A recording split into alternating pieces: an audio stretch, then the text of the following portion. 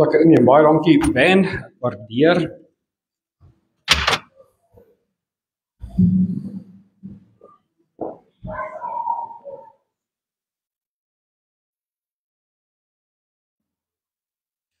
Nou ek gaan sommer met die intro-opslag vir julle sê, vandag se woord het ek baie oor gebid en gepleit en Simon, hy sal dit aan julle herken ook, dat ou sit partymal so op 'n punt, wat jy voel jy het niks, en dan bid jy en dan pleit jy en ek gaan eerlik wees as ek vir julle sê, ek bid en ek sê, Here, ek soek nou 'n lekker positiewe boodskap, dis 'n nuwe jaar, dis 'n nuwe seisoen, dis 2026, ek wil dit lekker begin. En ek bid en ek bid en ek bid en ek kry die woord en ek begin om so voor te berei. En dan val daar die hele tyd iets voor. Julle weet, daar voel die hele tyd of daar so een of ander iets is wat jou probeer keer, 'n struikelblok. En ek sê vir Simon, hy eerlikheid, maar die vyand is besig so vroeg in die jaar. Hy hou dan maar nie daarvan dat die evangelie uitgaan nie. Maar wat by my opkom en my titel vir vandag se preek is verloon jouself. En julle gaan my nou nie glo nie, maar dit is eintlik 'n positiewe boodskap. En hoekom ek dit sê is, baie kerke begin gewoonlik hulle nuwe jaar, dan het hulle slagspreuke vir die jaar. Jy weet soos hulle sal sê, ons begin hierdie jaar en dan noem hulle 'n slagspreuk en dit gaan nou die jaar wees. Nou, ek persoonlik was nooit gaande oor dit gewees. Want kerke sal soms slagspreuke hê soos, dit is die jaar van deurbrake, dit is die jaar van oorvloed, dit is die jaar van seëninge, dis die jaar, en die probleem wat ek met dit altyd gehad het is, dit het vir my gevoel of die kerke God probeer manipuleer. Dat as ek nou sê, hierdie is die jaar van deurbrake, dan moet die Here vir ons die deurbrake gee, want ek het ons nou gesê. Die probleem met dit is, wat van as die Here bepaal vir mense in jou gemeente, is hierdie dalk 'n seisoen van leer. Dalk het die Here bepaal, vir party mense gaan hierdie 'n jaar wees, wat hulle bietjie in die dal gaan wees, sodat hulle nader aan hom kan kom. Wat van as hierdie die jaar is, wat iemand in jou gemeente dalk sy werk verloor? Wat doen ek dan? As ek vir jou gesê het, hierdie is 'n jaar van deurbrake en jy verloor jou werk, hoe bring jy die twee bymekaar? En hoekom ek dit sê is, ek was al daar. Ons het 1 jaar in 'n kerk gesit en die slagspreuk vir die jaar was presies dit, dis 'n jaar van deurbrake en daai jaar het skaars begin te verloor ek my werk. En dan vra ek vir my vrou, yes, ek verstaan dit nie, want die predikant het dan gesê, dis die jaar van deurbrake, hoe gebeur dit dat ek aan my werk verloor? Ek weet, dit maak nie sin. Die probleem is, God het nooit gesê, dit is my jaar van deurbrake nie, 'n persoon het dit gesê. Die verskil is net, ons kan nie besluit, wat se jaar dit gaan wees, volgens vleeslike begeertes. Ons kan slegs berus in God se woord. Ons kan slegs berus in God se waarheid. Nou, ons gaan volgende week met ons, ek wil nou sê spesiale diens, juist bietjie kyk na wat dit was en wat is die visie vorentoe. Maar weet julle, ek kan my visie hê, ek kan my plannetjies maak. God sal bepaal hoe dit uitgevoer word. Julle, ons kan kom met 'n hele lang lys en ons vind dit so gereeld, veral met 'n nuwe jaar, dit is opwindend. Dit is opwindend om 'n nuwe jaar in te loop. Dan het ons al hierdie plannetjies vir die jaar en dan gaan sit jy bietjie terug op die einde, dan gaan kyk jy hoeveel van hierdie plannetjies het werklik uitgewerk soos wat ons gedink het dit gaan. Want die Here sê vir ons, julle maak jou plannetjies. Maar ek gaan bepaal hoe jy jou voetstappe gaan loop hierdie jaar. Dis nou as jy natuurlik in sy wil bly, dan moet jy besef, jy gaan nie altyd kry wat jou hart begeer nie. Nou vir my is 'n goeie slagspreuk as ons die jaar reg wil begin, God se wil en slegs sy wil. Dis my slagspreuk vir hierdie jaar. Ons gaan doen wat die Here van ons verwag om te doen. Dis vir my belangrik dat ons begin doen wat die Here van ons verwag, nou dat ons in die nuwe jaar staan. Dit gaan nie oor ons begeertes nie, dit gaan nie oor ons wêreldse vleeslike begeertes nie, dit gaan vir my oor wat God van ons verwag. 'n nuwe begin, 'n nuwe jaar in God se wil en God se weë. Nou Simon, hy gaan aan julle herken, ek het baie hard gebid vir vandag se woord. En die een ding wat by my opkom is, aanbidding onder andere is, hoe aanbid ons die Here, want ons maak soms die liedjies wat ons hier voorsit, af as aanbidding. Ons wil dalk kyk hoe mense hierso reageer as hulle sing, hoe aanbid hulle God, en eintlik sê die woord vir ons aanbidding, gaan nie oor die liedjies nie. Ware aanbidding tot 'n lewende God gaan oor 'n leefstyl. Lewe jy volgens God se skrifte? lewe jy soos wat God van jou verwag om te lewe? So ek gaan vandag vir ons twee goed doen. Ek gaan begin deur 'n waarskuwing van Jesus, en ek dink dis 'n goeie waarskuwing om 'n jaar mee te begin, maar dan gaan ek vir ons eindig met 'n instruksie van hoe Jesus vir ons sê, hoe ons die hele ding bymekaar kan bring.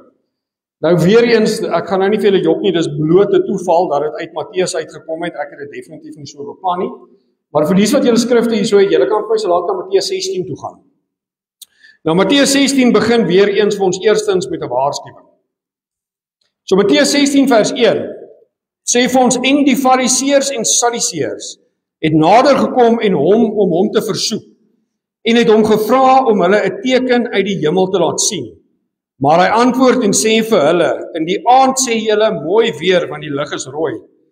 In die môre storm weer vandag, want die lig is donkerrooi. Geveinstes, julle weet wel om die voorkoms van die lig te onderskei, en kan julle nie die tekens van die tye onderskei nie. 'n Slegte en oorspellige geslag soek na 'n teken, en geen teken sal aan hom gegee word nie, behalwe die teken van Jona die profeet. En hy het hulle verlaat en weggegaan. En toe sy disippels na die oorkant gegaan het hulle vergeet om brode saam te neem. Daarop sê Jesus vir hulle, pas op en wees op julle hoede vir die suurdeeg van die Fariseërs en die Sadduseërs. En hulle het onder mekaar geredeneer en gesê, dit is omdat ons geen brode saamgeneem het nie. Maar Jesus het dit opgemerk en vir hulle gesê, wat redeneer julle onder mekaar, klein gelowiges, dat julle geen brode saamgeneem het nie? Begryp julle nog nie, en onthou julle nie die 5 brode van die 5000 en die hoeveelheid mandjies vol julle opgetel het, of die 7 brode en die 4000 en hoeveel mandjies julle opgetel het nie? Hoe is dit dat julle nie begryp dat ek nie in verband met brood vir julle gesê het om op te pas vir die suurdeeg van die Fariseërs en Sadduseërs nie? Toe het hulle begryp dat hy nie gesê het dat hulle moes oppas vir die suurdeeg van die brood nie, maar vir die leer van die Fariseërs en die Sadduseërs. Nou, hierdie gedeelte bring vir ons 'n baie belangrike draaipunt in Jesus se bediening, in sy aardse bediening. En weer eens sal julle nou sien, die godsdienstige mense van daai tyd, is dies wat Jesus die meeste bevraagteken. Die ironie is, die Fariseërs en die Sadduseërs het self nie altyd oor die weg gekom nie. Maar vir hulle was dit 'n geval van die vyand van my vyand is my vriend. So in steede daarvan dat hulle op hierdie stadium met mekaar het 'n kabel, span hulle saam om teen Jesus te gaan. Want hulle kom agter dat Jesus word 'n bedreiging vir hulle. Die boodskap wat Jesus bring is vir hulle 'n bedreiging. Nou die godsdienstige leiers van daai tyd sal julle sien was permanent in teenstryd teen Jesus en wat hy geleer het. En dit was nie dat hulle nie intelligensie gehad het nie. Dit was nie dat hulle nie slim genoeg was nie. Dit was 'n hartsprobleem. Want hulle wou nie erken wie Jesus werklik is nie. Dit staan vir my so mooi uit waar hy sê, julle sien nie die tekens van die tye nie. Ons sit partymal hierso en ons kan ook nog nie die tekens van die tye sien nie. In daai konteks sê Jesus vir ons, daar's geestelike tekens, daar's profeseë, daar's wonderwerke, die aanbreek van God se koninkryk in Christus het gebeur, maar hulle is so blind, want hulle hou nie van wat hy sê nie, dat hulle hart is so verhard, dat hulle nie eers die seun van God kan sien wat in hulle midde staan nie. Jesus se fokus het wel hierso begin verskuif, want hy besluit het dis nou tyd om sy disippels toe te rus om hulle werk te kan gaan doen. En dit is waar ek vandag vir julle gesê het, ek dink 2026 is vir ons die perfekte tyd, dat ons toegerus word, dat ons kan begin doen wat Jesus wil hê ons moet doen. Nou hierdie een gedeelte verwys na Jona, en baie mense lees dit en dink hulle, okay, Jona die profeet. Wat dit eintlik vir ons leer hierso is, Jona was uit daai vis se mond uit gered gewees, want God het hom gestuur, net soos wat God Jesus gestuur het. En hy sê vir hulle eintlik, julle, soos wat julle Jona gehad het in die profete, die Here het my gestuur. Maar hulle is te blind om dit te sien. En dan sê Jesus vir hulle iets, en dit is iets wat na in my hart lê, wees versigtig vir mense met negatiewe bybedoelings. Wees versigtig vir daai suurdeeg. Dit vat een negatiewe mens wat tussen jou midde hierso sit. En binne 'n week het jy 10 negatiewe mense. Binne 2 weke het jy 20 negatiewe mense. En dit kom van een persoon. Een persoon wat nie sy hart kan verander nie, en jy leen jou ore uit. En die Here sê vir hulle, wees versigtig wat hierdie mense julle leer. Hulle bedoelings is negatief, hulle bedoelings is nie in God gegrond nie. En dan wil ek weer eens vir julle sê, Jesus sê eintlik hierso vir hulle, moenie almal glo wat hulle self voordoen as godsmense, dat hulle werklik godsmense is. Ek en Simon, hy praat so baie oor dit wat ek vir haar sê, ek het self al die fout hoeveel keer gemaak, dat ek die wolf in skaapsklere so verkeerd verstaan. Dat ou dadelik dink jy eien dit, want jy kan partymal agterkom wie is die negatiewe mense. Jy kan partymal dadelik agterkom wie hou nie van jou. Sommige mense steek dit nie eens weg. Daai is nie die wolwe nie. Die wolwe is die mense wat juis na jou toe kom en vir jou sê, ek hou van jou. Ek is saam met jou, ek stap die pad saam met jou, want jy kan hulle nie identifiseer nie. En net soos wat Jesus sê, hulle doen hulle self voor as godsmense, maar hulle is eintlik nie. Nou, hoe hierdie waarskuwing vir my inpas by ons vandag is, baie van hierdie goeters kan ons vandag nog in ons kerke sien en in ons midde beleef. Want weet julle, soveel kerke het hierdie leer gevat en dit heeltemal op sy kop gaan draai.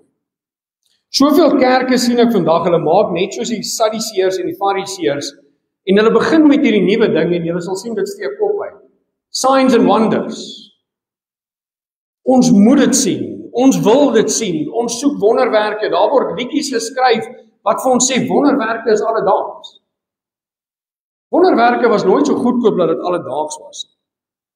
As jy jou oë vanoggend oopgemaak het, is dit nie 'n wonderwerkie, dis genade van God. As jy 'n parkeerplek voor die mall se ingang gekry het, is dit nie 'n wonderwerkie. Wonderwerke is iets wat teen die natuur gaan, wat wetenskap nie kan verduidelik nie. Maar dan sê Jesus vir hulle, haal julle fokus van die tekens af, want wat doen die Sadduseërs en Fariseërs? Hulle daag hom uit. Hulle versoek vir Jesus. Dan dink ek nogal, wie was die ander ene wat Jesus versoek het? Wie is ons dan om God te versoek? Here, wys vir my, ek soek tekens, ek soek wonders. Jesus sê vir ons nee.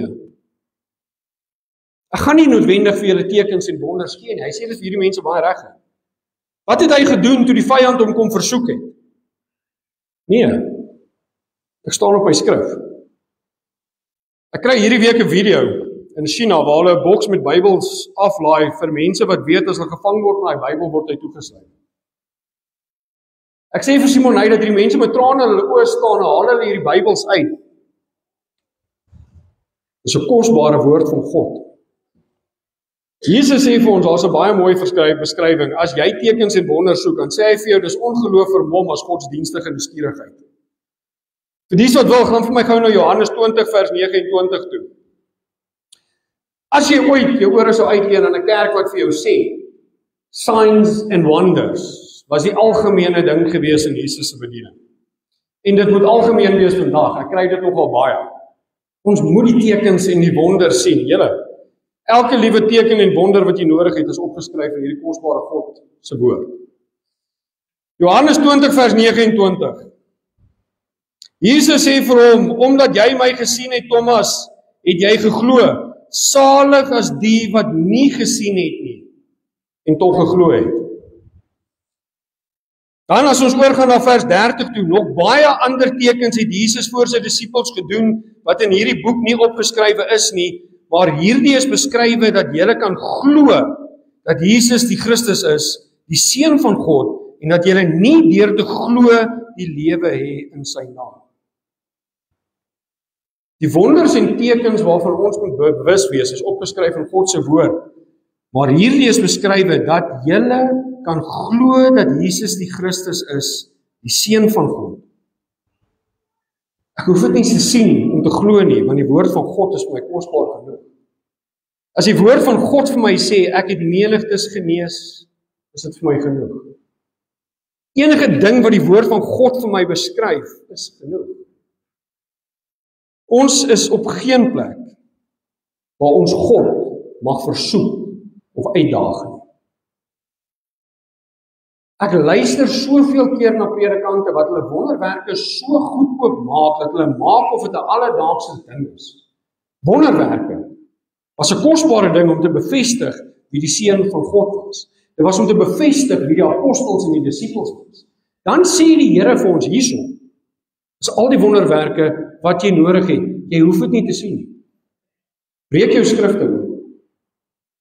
Maak soos die mense in China, ontvang hierdie boek met trane in jou oë, want hierdie is die kosbare woord van 'n lewende God. Ons kort niks meer as dit nie. Niks.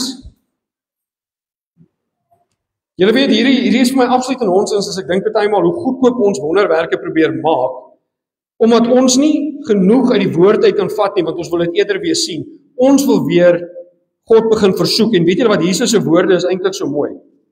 Wees versigtig, 'n slegte en oorspellige geslag. Ek dink nie een van ons wil deel wees van 'n slegte, oorspellige geslag nie. En moet my nie verkeerd verstaan nie, ek sê nie Jesus en God doen nie meer wonderwerke. Ek glo in wonderwerke, maar ek hoef nie 'n wonderwerk te sien om te glo wie God is nie. Ek hoef nie 'n wonderwerk te sien om my lewe oor te gee aan Jesus nie. Weet julle, ek slaap in die aand met 'n rustigheid, want ek weet die Here is in beheer. Hy hoef nie vir my te wys hy is in beheer nie. Ek hoef nie te weet wat môre gaan gebeur nie, want God is reeds daar. En ek is rustig. Dis vir ons almal beskikbaar. Weet julle, en dan kan ons sien in hierdie laaste gedeelte is hierdie disippels so besig met om te kyk na hulle fisiese benodighede dat hulle eintlik Jesus se lering heeltemal mis. En dit is soms baie onskuldig, maar ons maak hy self te fout. Ons fokus partymal so op ons omstandighede, ons tekortkominge, ons behoeftes, dat ons eintlik net dalk mis wat die Here ons probeer leer op daai stadium. Ons sit soms in 'n slegte plek, en dan is dit eintlik omdat die Here ons iets wil leer, maar ons is so gefokus op die sleg, dat ons mis wat God ons eintlik besig is om deur te vat. Hy's besig om ons dalk te leer, hy's besig om dalk ons verhouding met hom te versterk. Maar ons fokus is so op die probleem, dat ons fokus nie meer op God is nie. Dis presies wat die disippels doen. Hulle mis Jesus se leer heeltemal, want hulle dink aan die fisiese brode.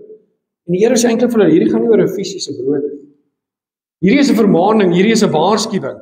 Wees versigtig vir sogenaamde Christene, wat my nie werklik dien nie. Die Here sê vir ons, wees versigtig vir hulle, maar ons fokus is totaal so, dat ons mis wat die Here ons probeer leer. Julle weet, as Jesus daai tyd al gewaarsku het, dan waarsku hy ons vandag nog. Jesus het daai tyd vir sy mense, julle sien nie die tekens van die tye nie. Julle, ons moet dan maar blerry blind wees in hierdie kerk, as ons nie die tekens van die tye kan sien. Ek gaan nooit julle aanmoedig om die nuus aan te sit nie, want ek verag self daai kanaal. Maar gaan kyk wat gebeur in die wêreld. As Jesus daai tyd daai mense gewaarsku het, julle kan nie sien wie ek is nie. Julle, die tekens van die tye is voor ons. Ons kan dit nie meer ignoreer nie. In 2 Timoteus 3 vers 1 tot 5. Wat is hierdie tekens waarna ons moet kyk? Maar weet dit, dat daar in die laaste dae swaar tye sal kom. Want die mense sal liefhebbers van hulself wees, geldgieriges, grootpraters, trotsaars, lasteraars, ongehoorsaam, aan hulle ouers, ondankbaar, onheilig. Het julle al gesien hoe ondankbaar het sekere generasies geword in vandag se tyd? Julle sien die video's. Ouers koop vir hulle die duurste geskenke, dan soek hulle die goed nie, want hulle het te veel. Ondankbaarheid, geldgieriges. Predikante wat die aandag vir hulle self begin soek. Sonder natuurlike liefde, onversoenlik, kwaadsprekers, bandeloos, wreed, sonder die liefde vir die goeie, verraaiers, roekeloos verwaand, meer liefhebbers van genot as liefhebbers van God. Mense wat 'n gedaante van godsaligheid het, maar die krag daarvan verloor het. Keer jou ook van hierdie mense af. Net soos wat Jesus daai tyd sy disippels gewaarsku het, wees versigtig vir hierdie mense, sê hy hierso vir ons nog steeds. Wees versigtig vir die mense wat hulle voordoen, wat hulle nie is nie. Kan ek vir julle die een geheim vertel? Jy kan hierdie goeters 'n gesiggie opsit, maar jy gaan dit ook net vir so lank kan doen. Eventueel gaan jy wys wie jy werklik is. Die Here sê vir ons, hou op om julle fokus so te sit dat julle mis wat ek julle probeer leer. Ek kyk na hierdie waarskuwing wat Jesus hier vir ons gee, en weet julle wat vir my die hartseer realiteit? Soveel kerke wat jy op die TV-kanale vandag sien, is presies dit wat hy hierso vir Timoteus teen waarsku. Presies wat Paulus hierso skryf, sal julle sien, kerke, die predikante is liefhebbers van hulle self. Die show gaan oor hulle. Die aansien moet hulle kom. Weet julle wat, die aansien gaan nooit oor die persoon wat hier sit. Ons fokus moet nooit op my wees, die fokus moet altyd op God wees. Ek is nie julle voorsiener nie. Ek is hierso om die woord oop te breek, julle te leer julle die toerusting te gee, sodat ons hierdie jaar kan uitgaan en disippels van God kan word. Dis hoekom ons by mekaar kom. Ek is nie hier om mooi stories te vertel nie, ek is nie hier om ore te streel nie, ek is hier dat ons kan reg wees. As die aanval en die verdrukking van die wêreld kom, dan staan ons so en ons sê, weet jy wat, ek sal dit vat. Want ek ken my skrif en ek ken my God. Nie een van julle kan eendag voor die Here gaan staan en sê, maar daai ou het dit gesê nie, want die Here gaan vir jou sê, jy het die skrif gehad. Wat het die skrif vir jou geleer? Nou die volgende ding wat vir my mooi aansluit hierso, en dit is waar Jesus afsluit hierso in Matteus 16. So Matteus 16 vers 24. Nou na die waarskuwing gee Jesus vir hulle die instruksie. Wat moet ons doen? Toe sê Jesus vir sy disippels, as iemand agter my wil aankom, moet hy homself verloon en sy kruis opneem en my volg. Want elkeen wat sy lewe wil red, sal dit verloor, maar elkeen wat sy lewe om my ontwil verloor, sal dit vind. En hierdie is so belangrik, want wat baat dit 'n mens as hy die hele wêreld win, maar al sy siel skade ly? Of wat sal 'n mens gee as 'n losprys vir sy siel? Want die Seun van die mens staan gereed om met sy engele in die heerlikheid van sy Vader te kom, en dan sal hy elkeen vergeld volgens sy dade. Jy moet my nie oordeel nie, net God kan my oordeel, dis skerry. Voorwaar ek sê vir julle, daar is sommige van die wat hier staan, wat die dood sekerlik nie sal smaak, voordat hulle die Seun van Mens in sy koninkryk sal sien kom het. Nou, hierso praat Jesus heel eers met sy disippels. Dis nie 'n uitnodiging om te gaan evangeliseer nie, maar dis 'n waarskuwing. Jesus praat met die mense wat hy op pad is om uit te stuur, en hy sê vir hulle, ek forceer julle nie in disippelskap aan nie. Ek dwing dit nie op jou af nie, dis 'n keuse wat jy gaan maak. En dan die kruis wat ons hierso sien, is die simbool van die dood en die vernedering. Dis nie 'n glansryke uitnodiging nie. As julle gaan kyk, die mense wat gekruisig was daai tyd, was dit die goorste van die goor kriminele. Die persoon wat die perfekte lewe lei, nie 'n voet verkeerd sit nie, gaan op daai kruis hang. Dan verwaarsku hy sy disippels dat lyding, verwerping en selfs dood mag vir hulle wag as hulle in sy diens gaan staan. Nou ek verstaan baie mense kritiseer die woord van God. Baie mense erken nie die woord van God nie, maar kan julle gou vir jouself dink, hoeveel van ons sal bereid wees om te sterf vir 'n lewe? Hierdie disippels het geweet, hulle gaan die waarheid verkondig. Nie een van ons, is ek seker daarvan, gaan 'n leuen verdedig as jou lewe van dit afhang. Hierdie ouens was bereid om te sterf, want hulle het die waarheid geken. Nou, as ons na vers 28 gaan kyk, dit maak nie vir almal altyd sin nie, waar dit sê, voorwaar ek sê vir julle, daar sommige wat hier staan, wat die dood sekerlik nie sal smaak, voordat hulle die Seun van Mens in sy koninkryk sien kom het nie, is eintlik net 'n voorsmaakie na Jesus se koninklike heer. Dit was die openbaring, voordat hy opgeneem is in sy verheerlikte liggaam. Nou, hoe pas ons hierdie toe in ons lewens vandag? Hierdie instruksie wat Jesus vir ons gee, want julle weet, hierdie instruksie is net so geldig vir ons. Ons fokus is partymal so, dat ons hierdie wêreldse aansien wil wen, hierdie wêreldse goedjies wil wen, en weet julle, hierdie is vir my seker een van die goed wat ek wens, ons as Christene kan begin begryp. Want wat baat dit 'n mens as hy die hele wêreld win, maar aan sy siel skade ly, of wat sal 'n mens gee as 'n losprys vir sy siel? Die Katolieke geloof glo dat jy kan penances koop om vry te kom. Jy kan dit soms koop vir familielede wat reeds afgesterf het. Die woord van God sê vir jou, jy kan al die geld in die wêreld hê, my vriend. Jy koop nie jou saligheid nie. Jy koop nie jou pad in die ewigheid saam God in. As niks wat jy kan betaal nie. Maar Jesus gee vir ons die antwoord. Gee jou hele lewe oor aan sy heerskappy en wees bereid om te weet dat dit gaan nie altyd maklik wees nie. Dit gaan nie altyd lekker wees nie. Dit gaan nie altyd die populairste keuse wees nie. Jy weet, om 'n disipel te wees beteken jy moet jouself verloon. Om jouself te verloon beteken jy gee alles wat jy is, alles wat jy het, alles waarvoor jy lief is, gee jy oor vir die Here. En jy sê vir God, ek is niks. Ek is niks, ek gee alles vir U. Die kruis wat Jesus hiervan gepraat het, was nie opsioneel nie. Hy het nie vir hulle gesê, tel jou kruis op as jy wil. As ons begryp hoe Jesus met daai kruis op sy rug deur daai strate geloop het, dit was nie 'n maklike tog gewees nie. As Jesus vir jou sê, tel jou kruis op, dan moet jy weet, jy gaan soms ware verliese ly, as jy hom gaan volg.